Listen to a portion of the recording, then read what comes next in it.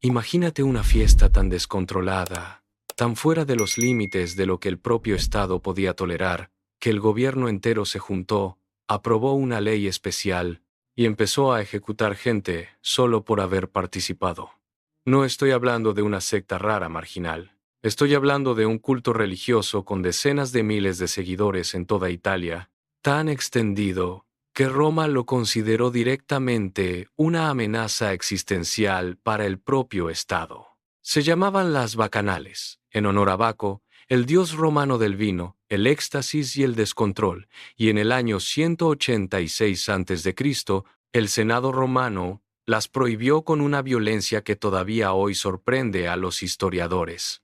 Las bacanales no arrancaron como una fiesta descontrolada de la nada. Tenían un origen religioso bastante más antiguo y respetable, vinculado al culto griego de Dioniso, el dios del vino y el éxtasis ritual, que se fue adaptando y mezclando con la religión romana con el paso de las generaciones. En un principio, según describen las fuentes antiguas, eran ceremonias religiosas más contenidas, celebradas solo unas pocas veces al año, exclusivamente por mujeres, en un ambiente controlado y con un propósito espiritual claro: alcanzar un estado de éxtasis místico a través del vino y de rituales específicos dedicados al dios.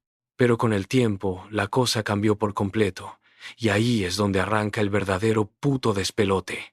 Según el relato del historiador romano Tito Livio, la principal fuente que tenemos sobre este episodio, una sacerdotisa llamada Paculla Ania introdujo cambios radicales en el culto. Empezó a admitir hombres además de mujeres, aumentó la frecuencia de las celebraciones de unas pocas veces al año a varias veces por mes, y cambió el horario, moviendo las ceremonias de la luz del día hacia la noche cerrada.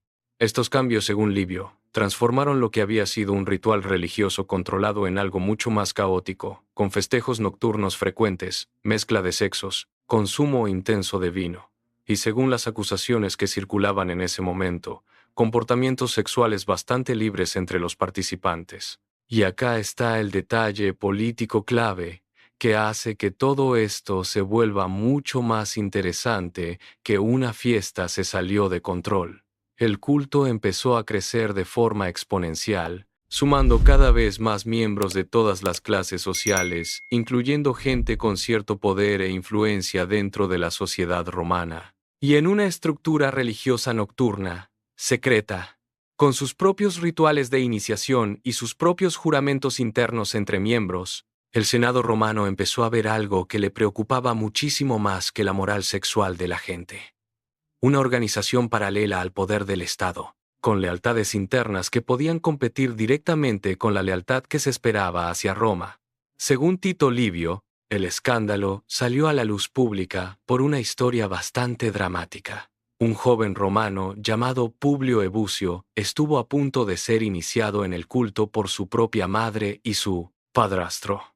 Pero su amante, una mujer llamada Hispala Fesenia, que había sido esclava y conocía el culto desde adentro por experiencia propia, lo convenció de no participar, advirtiéndole con detalle sobre lo que realmente pasaba durante estas ceremonias nocturnas. Según el relato, Hispala terminó denunciando todo directamente a las autoridades romanas, describiendo con lujo de detalle los rituales, las supuestas orgías y hasta acusaciones bastante más graves, que dentro del culto se habían cometido asesinatos, falsificación de testamentos y otros crímenes serios, todos ocultados bajo la protección del secretismo religioso del grupo. Y la reacción del Senado romano fue absolutamente brutal, sin ningún tipo de contemplación.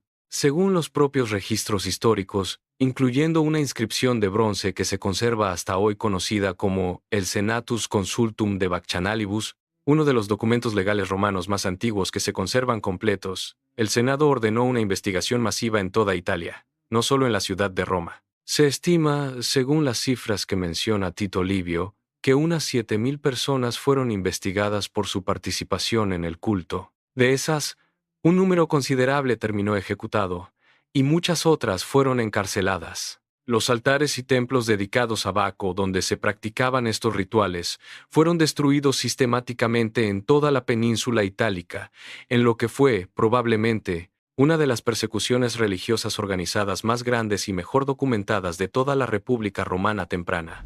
Y el documento legal que salió de todo esto, ese Senatus Consultum de Vaccanalibus, grabado en bronce, no prohibió completamente el culto a Baco en sí, algo que te tiene que sorprender bastante si pensás en la magnitud de la represión. Lo que hizo fue algo más quirúrgico y bastante inteligente desde el punto de vista del control estatal. Prohibió específicamente las reuniones grandes, secretas, mixtas entre hombres y mujeres, y estableció que cualquier ceremonia relacionada con Baco necesitaba autorización previa expresa del Senado romano, con un número máximo muy reducido de participantes permitidos. O sea que Roma no eliminó la religión en sí. Eliminó específicamente la posibilidad de que existiera una organización religiosa masiva, secreta y autónoma, fuera del control directo del Estado. Ahora, hay algo importante que tienes que tener en cuenta antes de creerte al pie de la letra todo el relato dramático de Tito Livio. Los historiadores modernos son bastante escépticos respecto a qué tan exacta es su versión de los hechos. Livio escribía casi 200 años después de que pasara todo esto, con una agenda moral bastante clara. Usar este episodio como ejemplo de los peligros de los cultos extranjeros y del descontrol moral, en un contexto donde él mismo estaba bastante preocupado por lo que consideraba la decadencia de las costumbres romanas tradicionales de su propia época. Es bastante probable que exagerara las acusaciones más escandalosas, los asesinatos rituales, las orgías masivas descontroladas para hacer su relato más dramático y más útil como advertencia moral para sus lectores romanos. Y esto nos deja frente a una pregunta bastante incómoda que casi ningún documental menciona. ¿Qué tanto de esta persecución fue realmente por preocupación moral genuina del Senado?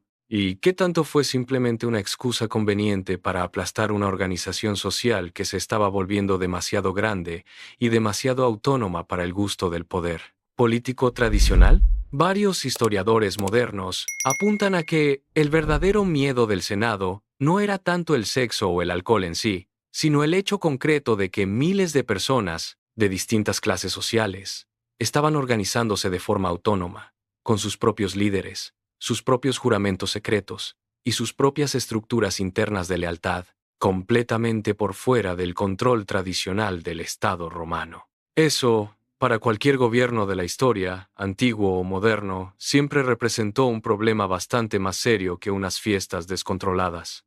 Y hay todavía más detalles sobre cómo el propio culto sobrevivió, de forma mucho más discreta y controlada, después de esta represión brutal, además de un dato arqueológico bastante concreto que confirma que la fiesta, aunque perseguida oficialmente, nunca desapareció del todo de la vida romana. A pesar de la represión brutal del 186 a.C., el culto a Baco, en versiones más pequeñas, controladas y autorizadas por el Estado, siguió existiendo en Roma durante siglos más. Hay evidencia arqueológica bastante impresionante de esto.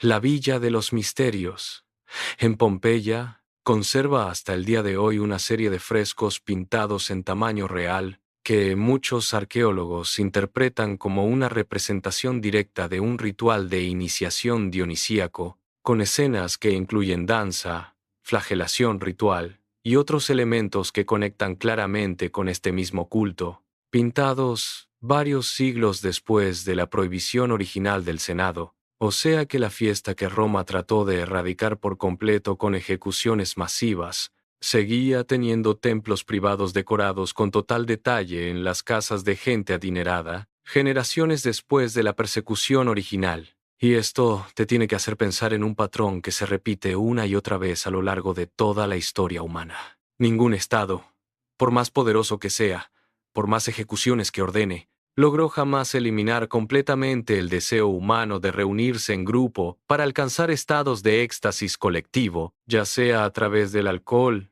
de la música, de la danza o de rituales religiosos intensos. Lo que Roma logró en el 186 a.C. no fue eliminar las bacanales. Fue simplemente empujarlas hacia la privacidad, hacia grupos más pequeños, hacia espacios controlados y autorizados donde el Estado pudiera supervisar de cerca lo que estaba pasando.